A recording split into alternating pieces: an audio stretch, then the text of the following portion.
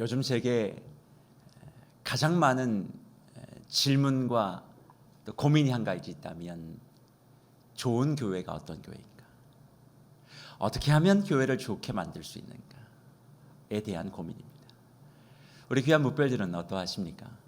우리 세계로 교회는 좋은 교회입니까? 또 우리 세계로 교회는 좋은 교회로 가고 있는 교회입니까? 많은 사람들은 좋은 교회라고 이야기하면 가장 먼저 떠오르는 것이 그 교회가 가지고 있는 인프라, 그 교회가 가지고 있는 사역의 환경, 그 교회가 가지고 있는 어떤 건물, 공간, 그런 것들을 먼저 떠올립니다. 그래서 우리의 삶의 터전이 이동되거나 할 때 많은 사람들은 교회를 살펴가며 가장 중요하게 여기는 것들이 내가 이 교회에서 신앙생활을 할 만한 그런 공간과 시스템들이 잘 갖춰져 있는가를 많이 주목하고 찾습니다. 그런 차원에선 몸된 교회도 이 지역의 수많은 사람들이 필요로 하고 또 이 사람들이 쉴만하고 회복될 수 있는 은혜의 공간으로 새롭게 되어질 필요가 있다 생각하고, 우리만 좋을 것이 아니라 이 지역과 다음 세대를 위하여 무언가 배려할 수 있는 공간으로서 우리도 탈바꿈 되어야 한다는 것을 부인할 수는 없습니다. 그럼에도 불구하고 그런 환경, 그런 시스템, 그런 건물, 그런 공간들이 좋은 교회를 담보하는 것은 아닙니다. 건물보다 사람이 교회이기 때문에 그래요. 아무리 좋은 건물과 환경과 또 시스템과 사역의 조건들을 갖추고 있는다 할지라도 그것을 운용하는 사람이 하나님이 원하시는 좋은 사람이 아니라면 그런 것을 가지고 있는들 그곳에선 하나님의 능력과 영광이 나타날 수 없기 때문에 그렇습니다. 그래서 실제로 엄청난 큰 규모의 예배당과 좋은 음향과 조명 아래서 수많은 사람들과 함께 예배하며 찬송하고 기도하다 보면 마치 그 순간 내가 천상에 있는 것 같은 그런 느낌을 받곤 해요. 왜 그렇습니까? 공간이 주는 압도감, 사람이 주고 있는 그 장악력, 그리고 그 소리가 장악하고 있는 그 감동이 때론 하나님이 나를 하늘로 불러오르는 것 같은 그런 카타르시스를 느끼게 하기 때문에 그렇고, 그러다 보면 그런 것들이 하나님의 임재가 아닌가라고 착각하는 경우도 있는 것을 부인할 수 없습니다. 물론 그런 공간과 그런 시스템 속에서 예배하는 것, 그 속에도 저는 하나님의 임재하심이 분명히 있다라고 생각합니다. 그러나 더 중요한 것은 그런 건물보다, 환경보다 하나님의 임재하심, 하나님의 함께하심을 사모하는 사람들이 모여 있을 때 저는 그 교회가 바로 좋은 교회라 생각하게 됩니다. 문제는 하나님의 임재를 바라고 갈망하는 것이 좋은 교회라고 하는 것에 대하여 어느 누구도 반론을 제기할 수는 없지만, 하나님의 임재를 바라고 갈망할 때 구체적으로 나타나는 우리의 삶의 모습이 무엇인지에 대해서는 각기 의견이 너무 다르다는 거예요. 함께 모여 예배하며 눈물을 흘려 기도하고 뜨겁게 찬송하는 그것만 가지고 하나님이 임재하셨다라고 이야기하기엔 이후에 우리의 삶의 현장에서 보여지는 나의 모습이 하나님과 동행하는, 하나님이 임재하시는 삶의 구체적인 모습이라고 이야기할 수 없는 것들이 너무 많다는 거죠. 오늘 이 시간 이렇게 함께 뜨겁게 예배하고 난 이후에도 오늘 들려진 이 말씀을 기억하지 못하는 나의 모습 자주 경험하지 않으십니까? 하나님이 나의 영혼 속에 임재하셔서 말씀을 주셨음에도 불구하고 매 순간순간 그 말씀이 나를 작동시켜가는 것이 아니라 내 경험과 내 판단과 내 상황이 나의 선택을 좌지우지하고 있는 모습들을 우리는 너무나 잘 알고 있습니다. 그렇다면 과연 나는 하나님의 임재 속에 머무는 사람이며 하나님의 임재 속에 예배드리고 있는 사람이며 하나님의 영광과 능력이 함께하는 좋은 교회라 할 수 있을까? 라고 물을 때 모두 다 거기에 쉽게 답할 수 없는 것이지요. 그래서 야고보 사도는 하나님의 영광과 하나님의 임재를 경험하는 교회가 가장 좋은 교회라 그렇게 말하면서 그런 좋은 교회가 되면 이런 모습을 보이게 된다 우리에게 가르쳐주고 있습니다. 어떤 모습일까요? 야고보서 4장 8절의 말씀이에요. 하나님을 가까이 하라. 그리하면 너희를 가까이 하시리라. 죄인들아 손을 깨끗이 하라. 두 마음을 품은 자들아 마음을 성결하게 하라. 그렇게 가르칩니다. 하나님을 가까이 하라. 하나님의 임재하심과 하나님의 능력을 너희가 사모하라. 그리하면 너희를 가까이 하실 것이다. 그렇게 말합니다.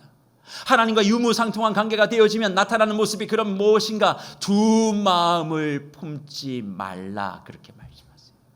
두 마음을 품은 자들아 마음을 성결하게 하라. 그렇게 말씀하고 있다는 것이죠.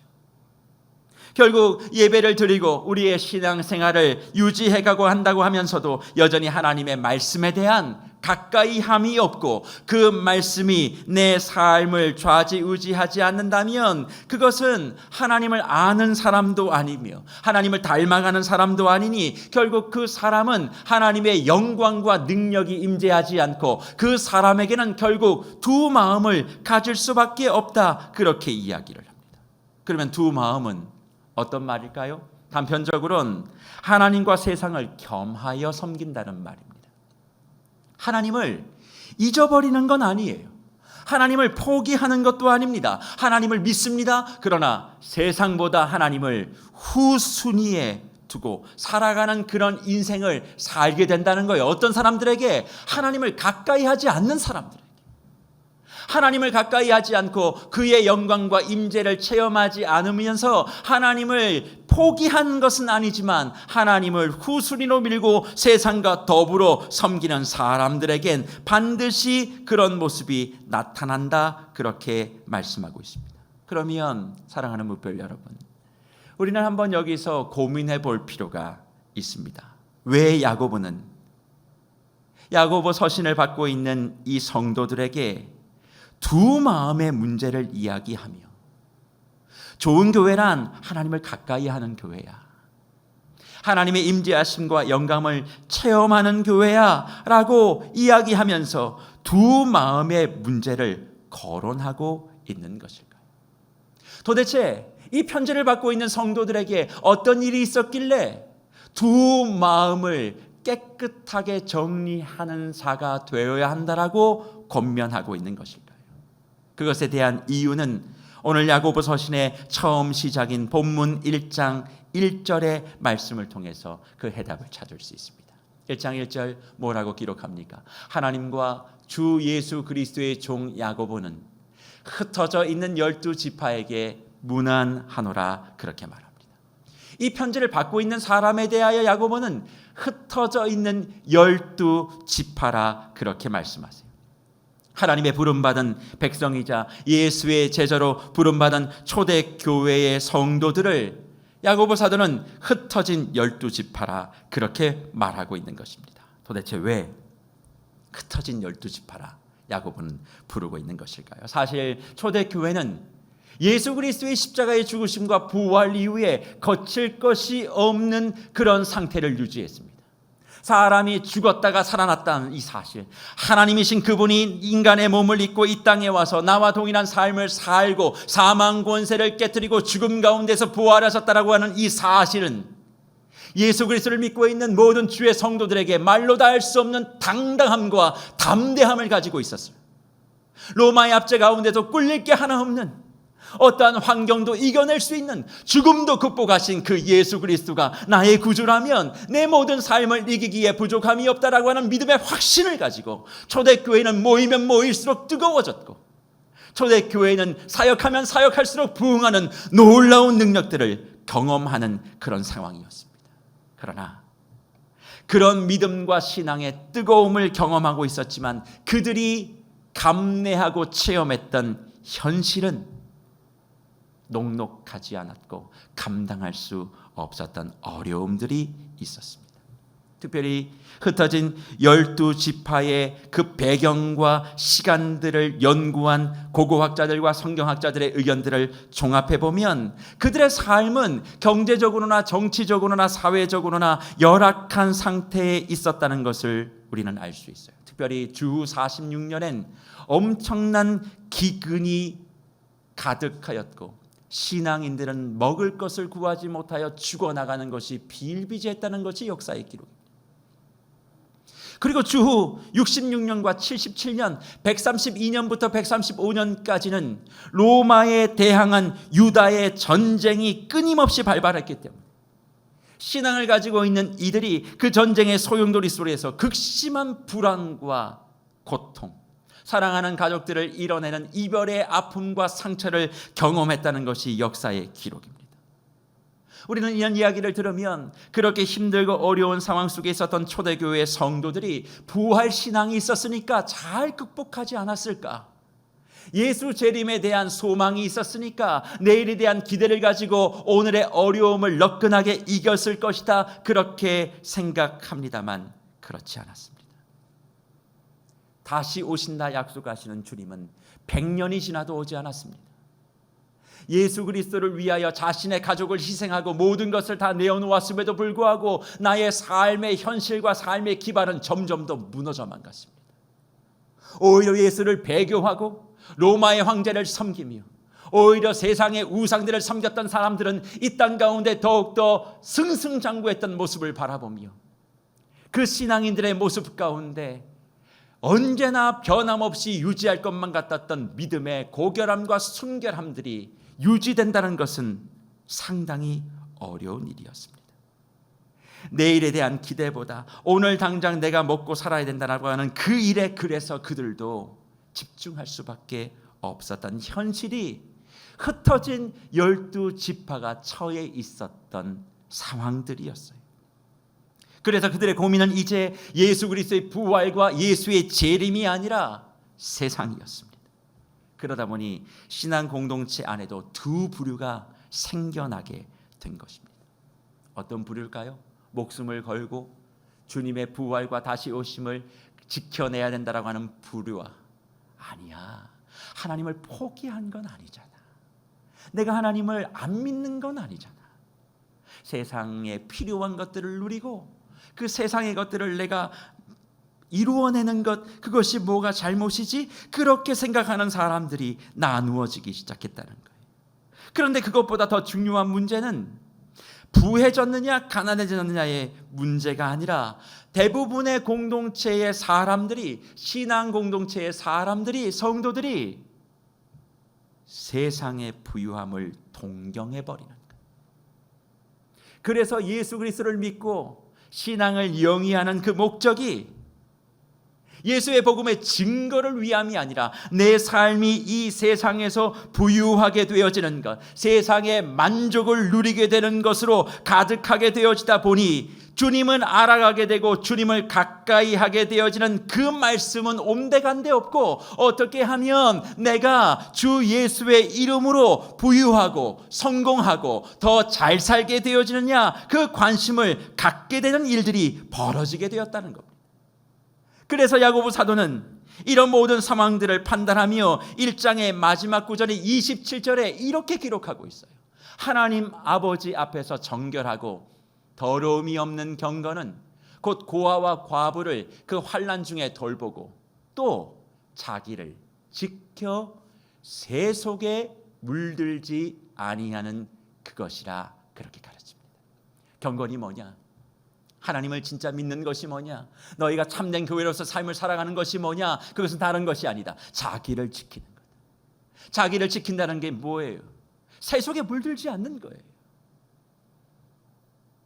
새 속에 물들지 않는 그런 삶을 살게 하기 위한 다른 것이 아니라 하나님을 가까이 하고 하나님이 원하시는 바가 무엇인지를 아는데 더 집중해야 되는데, 너희는 어떻게 하나님의 이름과 예수의 이름을 가지고 너희의 세상의 성공을 위하여 애를 쓰고 있느냐? 너희 그러면 안 된다. 그렇게 이 서신을 기록하고 있는 것입니다. 그러면 어떻게 이 현실 속에서 두 마음을 정돈하고 하나님의 임재와 영광을 경험하는 좋은 교회로 서갈 수 있다고 야고보는 우리에게 가르칠까요? 그것에 대한 해답은 오늘 우리가 읽은 본문 1장 2절부터 4절까지의 말씀 속에 야고보 사도가 그 해답을 기록해 두었습니다. 뭐라고 기록합니까? 내 형제들아, 너희가 여러 가지 시험을 당하거든 온전히 기쁘게 여기라. 이는 너희 믿음의 시련이 인내를 만들어내는 줄 너희가 알미라. 인내를 온전히 이루라. 이는 너희로 온전하고 구비하여 조금도 부족함이 없게 하려 함이라. 그렇게 기록합니다. 이 성경의 번역을 제가 다시 원래 헬라어의 의미를 좀 더 담아서 읽어드리면 이렇게 됩니다. 한번 집중하셔서 야고보서 1장 2절부터 4절까지의 헬라어의 직역의 내용들을 한번 들어보시면 좋겠습니다. 나의 형제 자매 여러분, 온갖 종류의 시험을 겪을 때마다 모든 기쁨으로 기쁘게 여기십시오. 그것은 여러분의 믿음의 연단이 인내의 역사를 끝까지 발휘하게 할 것을 여러분이 알기 때문입니다. 무엇보다 인내의 역사를 온전히 이루도록 하십시오. 그것은 결국 여러분이 온전해지고 모든 것이 갖추어져 아무 부족한 것이 없게 되기 위함입니다. 그렇게 말해요. 나의 형제 자매 여러분, 온갖 종류의 시험을 겪을 때마다 모든 기쁨으로 기쁘게 여기래요. 그럼 왜 그렇게 해야 되느냐? 여러분의 믿음의 연단이 인내의 역사를 끝까지 발휘하게 할 것을 여러분이 알고 있기 때문이다. 그렇게 가르칩니다. 이 구절에서 우리가 주목해야 될 것은 온전히 기쁘게 여기다는 말이에요. 사실 온전이라고 하는 말은 파산이라는 말이고 기쁨이라는 말은 카란이라는 말인데, 이것은 온갖 종류의 일들에 너희가 억지로 기뻐해야 된다라고 하는 말을 의미하지 않습니다. 기쁘지도 않은데 억지로 기뻐하면 온전해진다는 말도 아니에요. 이것은 어떤 시험이 다가와도 기뻐할 이유가 그 문제 속에 있다라고 하는 의미를 담고 있습니다.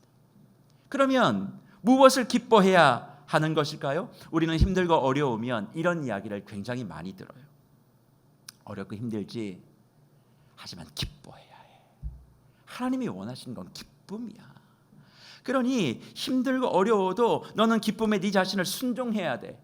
네 삶과 마음을 쳐서 복종해서 기쁨을 가져. 힘들고 어려울 때 더 웃으면서 찬송해.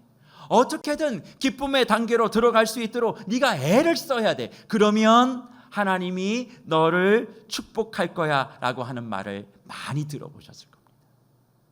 하지만 우리 무별 여러분, 정말 그렇게 해보니까 기쁘시던가요? 아무리 기쁨으로 눈물의 상황과 탄식의 상황을 벗어나려고 애를 쓴다고 내 마음의 슬픔이 지워지시던가요?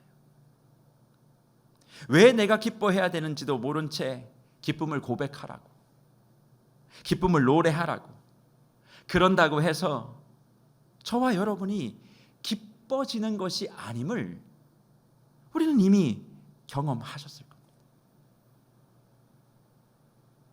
그러면 야고보 사도는 주님의 많은 시험들 가운데 모든 기쁨으로 기뻐하라 그렇게 말하는데, 어떻게든 기쁨을 표현하라고 하는 말이 아니라면 목사님, 이 말의 의미는 도대체 무엇입니까? 그렇게 물으셔야 되지 않겠습니까?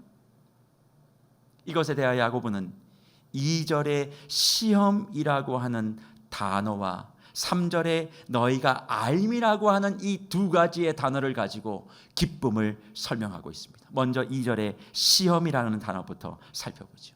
시험이라는 말은 헬라어로 페이라스모스라고 하는 단어예요.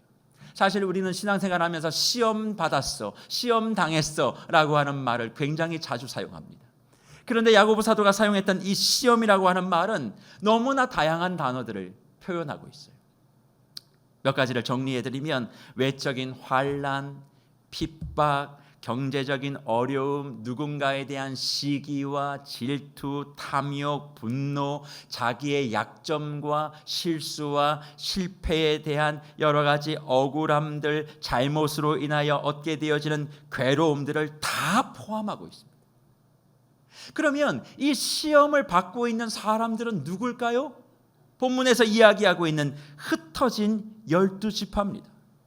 12지파의 상황이 지금 그렇다는 거예요. 내적으로 외적으로 너무나 많은 어려움들, 경제적인 곤핍함들, 자기의 뜻대로 되지 않는 상황들, 사람에게 배신당하는 것들, 또 개인적으로 자기가 실수하고 잘못해서 당하고 있는 어려움들로 번복이 되어 있는 상황, 그것이 바로 12지파의 상황이라는 겁니다.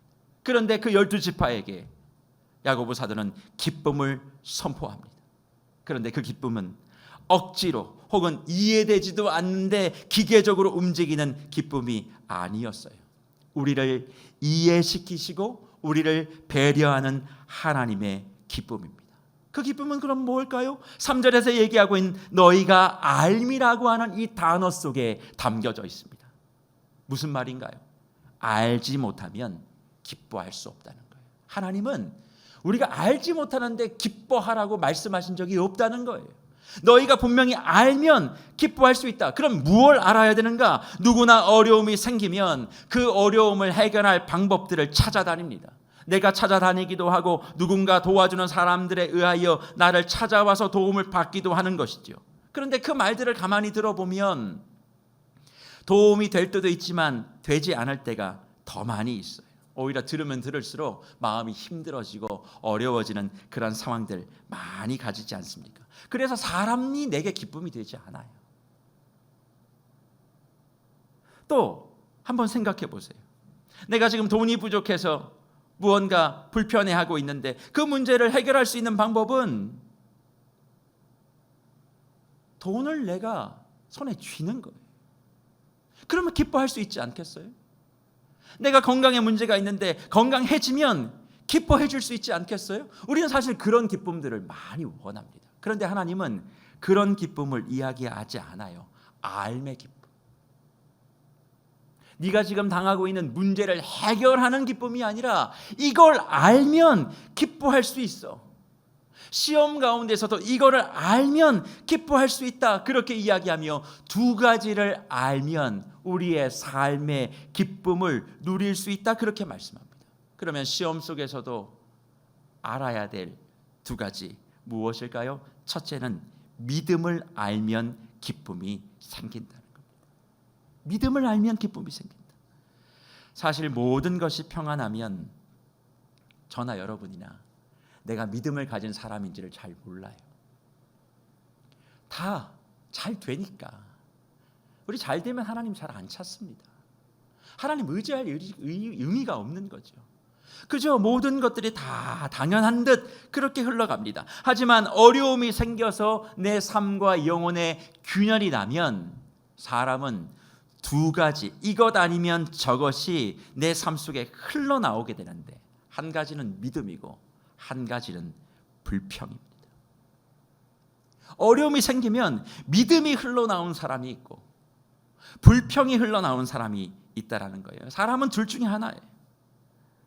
그래서 어려움 속에 신앙이 없는 사람들은 분노하고 불평하고 저주하고 화와 그 말할 수 없는 광기를 쏟아냅니다.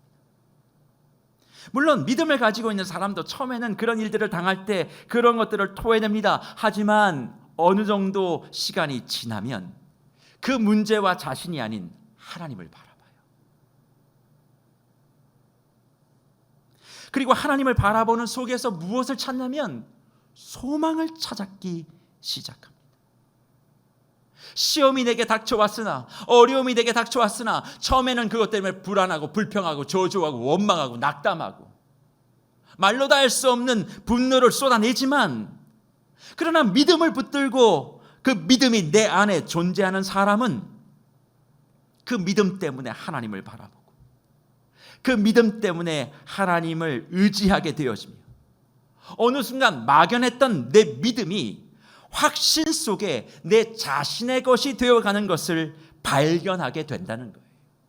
그래서 야고보 사도는 믿음을 알면 기뻐한다. 어렵고 힘들지만 그 상황 속에 하나님을 더욱더 신뢰하고 하나님을 더욱더 의지하게 되어지는 그 믿음이 너희 안에 생겨나는 것을 알게 되어지면 너는 시험 속에서도 기뻐할 수 있다. 그렇게 말씀하고 있는 거예요. 주 안에 사랑하는 무별 여러분, 지금 환난과 고통과 혹은 자신의 부족함과 내 뜻대로 되지 않는 것 때문에 한숨과 한탄을 가지고 가슴을 치고 계시는 주의 성도님들이 계십니까? 절망과 좌절과 탄식, 왜 내게 이런 일들이 이루어지는지 모르겠다라고 그저 주저앉아 있는 분들이 계신다면, 그 어려운 시험 속에 숨겨놓은 하나님이 내게 허락하여 선물로 주신 그 믿음을 다시 한번 손에 쥐시는 저와 여러분들이 되시기를 간절히 축복합니다. 그 믿음으로 주님을 바라보게 되고, 하나님이 나를 포기하지 않았음을, 하나님이 내 인생을 지켜주고 계심을, 환난 가운데 하나님이 내 모든 것들을 인도해 가고 계심을 나의 믿음으로 받아들이는 그 순간, 이해되지 않았던 이 상황이 이해되어지기 시작하고, 표현할 수 없는 기쁨이 내 영혼 가운데서 솟아나게 되어지는 은혜를 저와 여러분이 누리게 되어질 줄 믿습니다. 지금까지 입술로만, 혀로만 고백했던 그 하나님이 시험 속에 믿음으로 반응하게 되어질 때, 이젠 그 하나님이 추상적인 하나님이 아니라 나의 손을 직접 붙들고 나의 어깨에 손을 올리고 내 옆에서 따뜻한 체온을 느끼며 나와 함께 걸어가고 계시는 그 하나님임을 알게 되어질 때, 시험 가운데서도 기뻐할 수 있으니 흩어진 12지파들이요, 지금 불안과 불평과 어려움 가운데 함몰되어 있는 믿음의 보석을 다시 찾아 너의 손에 붙들고 그 믿음을 지켜 올리면 말할 수 없는 기쁨이 너의 삶을 휘감아 지켜줄 것이다. 그렇게 야고보 사도가 말하고 있는 것입니다. 그렇다면 그 말씀이 우리에겐 적용되어야 되지 않겠습니까? 사랑하는 무별 여러분, 여러분의 눈물의 현장, 그 현장 사이사이에 하나님이 허락하여 주신 믿음의 보석이 떨어져 있습니다. 그 보석을 주목하십시오. 어려움이 생길 때마다 그 어려움 때문에 주저앉지 마시고, 그 어려움 뒤에 더 나와 가까이 하고 싶어 하시는 하나님의 믿음의 보석이 있음을 기억하시고 기쁨으로 웃어 넘기시는 저와 여러분이 되시기를 간절히 축원합니다. 그리고 시험 가운데 기쁨을 유지할 수 있는 두 번째 알문, 인내입니다. 그런데 그 인내는 그냥 인내가 아니라 온전한 인내예요. 그렇습니다. 우리는 힘들고 어려울 때마다 인내해야 된다는 것을 강요받아 왔습니다. 사실 우리 신앙인들뿐만 아니라 우리 한국 사회의 모든 국민들이 가지고 있는 덕목은 참을 인자 3개예요. 언제나 참아야 된다. 특히 우리 자매님들은 더더욱 요구를 많이 받으셨죠. 결혼하면 귀머거리 3년, 벙어리 3년, 맞나요? 하여튼 뭣도 3년인데, 하여튼 뭐든지 참아야 된다. 그게 우리의 미덕이다. 그렇게 늘 강요받아 왔습니다. 힘들고 어려운 일이 생기면 사내 자식은 우는 거 아니다. 사내 자식은 태어나서 3번만 울어야 된다. 그게 사람입니까? 근데 그렇게 해야 그게 온전한 사람이라고 그렇게 강요받아 왔어요. 그러다 보니 인내라는 말을 들을 때마다 잘 참고 잘 버틴, 마치 그것이 영웅담처럼 이야기되어지고, 마치 성경에서 얘기하고 있는 이 인내도 그렇게 해석되다 보니 잘 참으면 신앙의 영웅이 될 수 있어, 그렇게 해석하는 경우들도 많이 봤습니다. 하지만 안타깝게도 한국 신앙의, 한국 교회의 신앙의 색깔 가운데 유교적 색깔들이 의외로 많이 들어가 있어요. 부인하고 싶지만 부인할 수 없는 기독교 신앙 안에 유교적 사상들이 너무나 많이 들어와서 이게 복음인지 유교인지 알지 못하는 그런 경우들이 종종 있다는 것을 알게 됩니다. 그러다 보니 모든 행실의 근본은 참는 것이 제일이라고 이야기하고 마치 그것이 성경에서 말하는 인내로 오해하고 살아왔어요. 그냥 참는 것이 인내입니까? 그렇지 않아요. 내가 전적으로 참고 내 감정을 억누르는 것, 그거 인내 아닙니다. 여기서 말하는 인내를 온전히 이루라는 말은 그러면 무엇일까요? 억지로 참아라, 어떻게 눌려라, 어떻게든 버텨라, 그런 이야기가 아니라 인내를 온전히 이루라고 하는 말은 기나긴 여정을 이탈하지 말아라, 그런 이야기. 여정을, 긴 여정 속에 이탈하지 말고 그 길을 그냥 묵묵히 가, 그 얘기예요. 내가 무언가를 결정해서 참고 하고 안 하고가 아니라 지금 이 시간 하나님이 내 인생을 은혜의 용광로 안에 집어넣은 줄 믿고, 넣으면 넣는 대로, 빼면 빼는 대로, 다시 대장장이가 쇳물을 집어내서 거기에 다시 망치로 두들겨서 원하는 모양과 빛깔을 내는 그런 시간을 겸허히 그냥 받아들이고 그 시간이 이끌어가는 대로 자연스럽게 흘러가야 해라고 하는 의미를 담고 있는 것입니다. 그러니 내가 참고 안 참고의 의지와 인내는 상관이 없어요. 그저 내 삶의 주인이신 하나님께서 나를 이끌어 가시는 시간 속에 나는 담겨져 있으면 돼. 그 시간을 이탈하지 않고 하나님이 이끌어 가신 대로 그냥 가면 돼. 어느 시간엔 내가 아플 수 있어. 어느 시간엔 내가 건강할 수도 있는 거야. 어느 시간엔 내 사업이 잘 될 수도 있어. 어느 시간엔 내 사업이 어려울 수도 있지. 어느 시간엔 내 자녀들이 부귀영화를 누릴 수도 있어. 어느 시간엔 내 자녀들이 방황할 수도 있어. 그것이 어떤 상황이든 이건 하나님이 나를 온전하게 축복해 주시기 위해서 결론을 내려놓고 그 결론에 이르게 하기 위하여 지나가는 과정이니 나는 거기에 부합하며 순종하며 하나님이 이끄시는 대로 이 시간을 잘 따라가겠습니다. 그렇게 내게 주어진 시간들을 한 걸음 두 걸음 따라가는 것, 바로 이것이 온전을 이루는 인내라, 그렇게 야고보 사도가 말씀하고 있는 것이죠.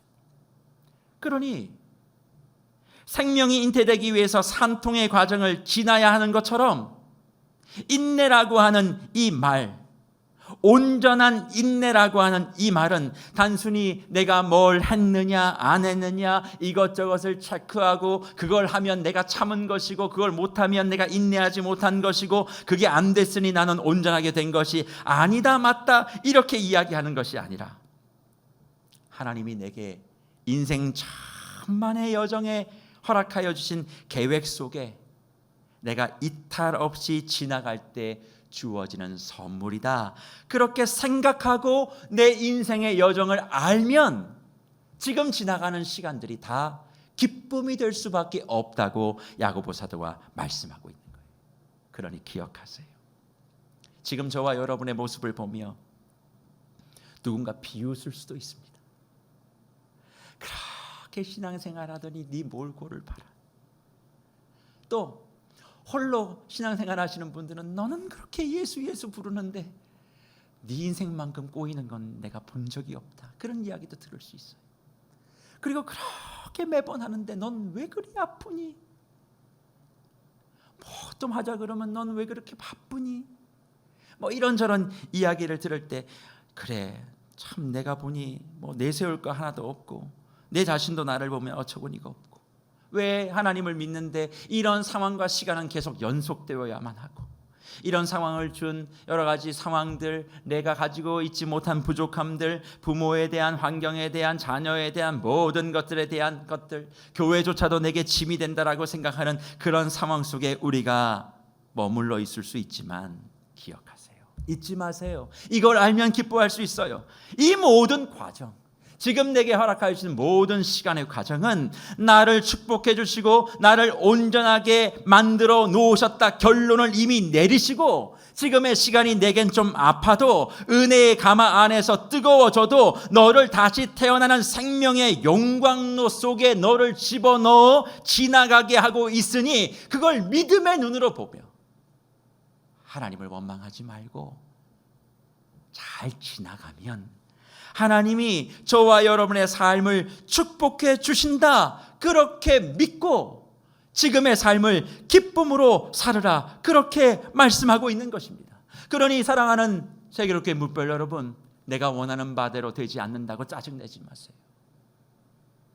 지금 하나님이 저와 여러분들을 온전함과 축복이라고 하는 목표지에 다다르게 하기 위하여 은혜의 용광로의 터널을 지나가게 하는 거예요. 지나가야 도달해요. 이걸 알면 좀 어렵고 뜻대로 안 돼도 이런 생각을 하겠죠. 하나님이 이번엔 어떻게 이걸 해보시려고 또 이러시나, 그런 기대를 갖게 된다.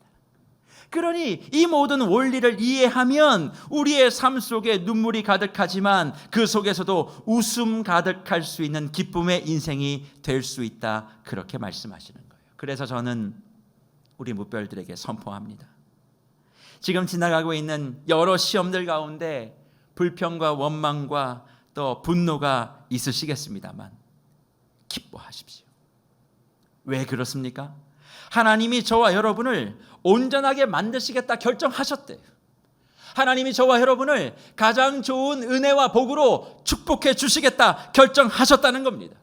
여러분 자신도, 여러분의 가정도, 여러분의 교회도, 내 삶의 미래와 앞으로의 모든 사역도 나는 부족하지만 하나님은 결정하셨다는 거예요. 그러면 우리가 해야 될 것은 뭐냐? 지금 우리에게 주어진 은혜의 용광로의 시간을 이탈하지 않는 거예요. 지나가는 거예요.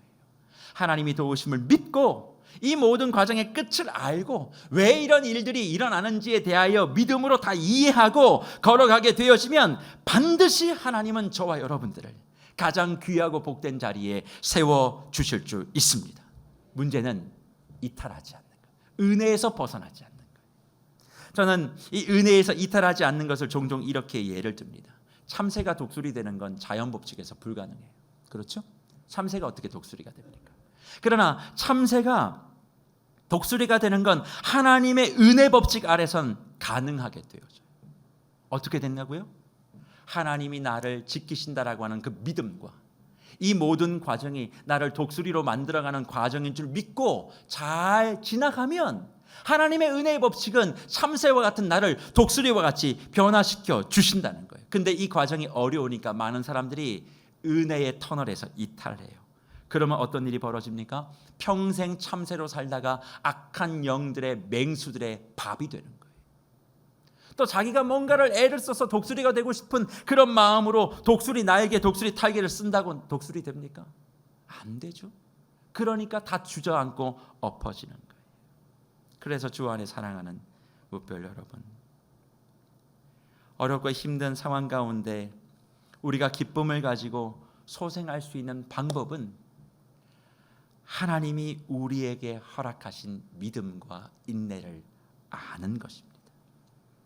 하나님을 가까이 하세요. 그러면 그분의 영광과 그분의 임재하심이 저와 여러분의 삶을 비추어 그분의 관점으로 나를, 가정을, 교회를 보게 하실 겁니다. 그리고 그 어려운 문제 이면에 숨겨진 하나님의 믿음의 다이아몬드를 내가 발견하게 되고 웃을 날이 있을 거예요. 그리고 힘들고 어려운 이 시간 지나가는 것이 너무나 답답하지만 그래도 하나님, 이것의 끝은 가장 좋은 것인지 약속하셨으니까 내가 은혜의 이 도로에서, 경주에서 벗어나지 않겠습니다. 그렇게 마음 가지고 내게 주어진 이 시험과 환난과 어려움의 상황들을 넉넉하게 걸어간다면 반드시 하나님 책임지실 거예요. 저와 여러분에겐 이 세상이 언제나 문제이고 어려움이지만 하나님은 세상이 아닌 저와 여러분이 문제이고 관심이에요. 우리는 무엇을 먹을까, 무엇을 마실까, 어떻게 하면 더 좋은 삶을 살아낼 수 있을까 늘 관심을 갖지만 하나님은 저와 여러분이 무엇을 먹든 무엇을 입든 어떻게 살든 그건 그닥 관심이 있는 게 아니라 네가 어떤 사람이냐가 더 관심이에요. 네가 어떤 사람이냐. 그래서 지금 어떠한 상황과 여건 속에서도 믿음의 사람, 인내의 사람, 기쁨의 사람이 되어져서 내가 너희에게 허락한 은혜의 시간표를 지나가면 바로 그 사람이 하나님이 기뻐하시는 온전한 사람, 하나님이 기뻐하시는 주의 영광이 임하는 교회로서 살아가게 된다. 그렇게 말씀하고 있다는 것이죠. 그래서 우리 귀한 묵별들은 이런 삶을 꼭 사셨으면 좋겠어요. 지금 하나님의 목표하심을 바라보세요. 답답하고 짜증나지만 하나님이 나를 향하여 가지고 계신 그 이루시고자 하신 목표점을 바라보며 기뻐하세요. 억지로 기뻐하지 말고 그분을 알아가는 믿음으로 기뻐하면 우리에게 주어진 경주를 깨끗하고 깔끔하게 완주하며 내가 생각하는 모습보다 훨씬 더 좋은 믿음의 완성된 모습을 저와 여러분이 갖게 될 줄 믿습니다. 기대하세요. 지금 이 과정을 통하여 우리 교회를, 우리 가정을, 나 자신을 어떻게 만져가실까에 대한 그 마음을 잃어버리지 마세요. 그럴 때 주님이 저와 여러분을 통해 일하시기 시작할 것입니다. 아무 문제 없고 좋은 것만 가득해 보이는 그 화려함이 하나님의 임재가 아니에요.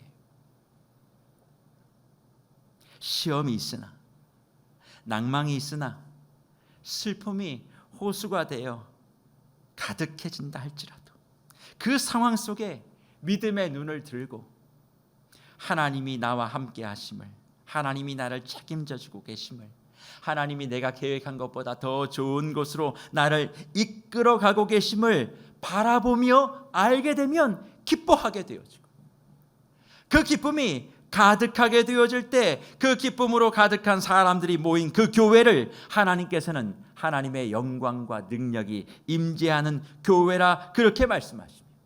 그 교회를 통하여 이 세상에 진정한 기쁨을 선포할 때 세상을 가슴 뛰게 하는 교회로 저와 여러분을 멋지게 사용하지 않으시겠습니까? 왜 우리가 세상 사람들보다 더 많은 근심과 염려를 가지고 살아갑니까? 오늘 이 시간 하나님을 가까이 함으로 알게 되는 두 가지 사실을 기억하시고 영혼과 얼굴에 찡그림을 활짝 펴시는 저와 여러분들이 되시기를 간절히 축복합니다. 지금 처해 있는 상황 반드시 하나님이 승리로 바꾸어 주실 것입니다. 믿음의 대열에서만 이탈하지 마십시오. 은혜의 통로에서만 이탈하지 마십시오. 반드시 이유가 있는 시험이고 이유가 있는 어려움입니다. 하나님은 지금 그것을 우리에게 요구하고 계시고 아쉬움도 있을 수 있고 당혹스러운 일도 있을 수 있지만 그 모든 순간순간 일어나는 그 일들을 통해 하나님은 저와 여러분을 새롭게, 가정을 힘있게, 그리고 교회를 온전하게 빚어 가시는 줄 믿고 더욱더 힘있게 주 예수의 이름을 찬송하고 주님을 의지하는 기쁨의 공동체로 서가시는 저와 여러분들이 되시기를 간절히 주의 이름으로 축원합니다.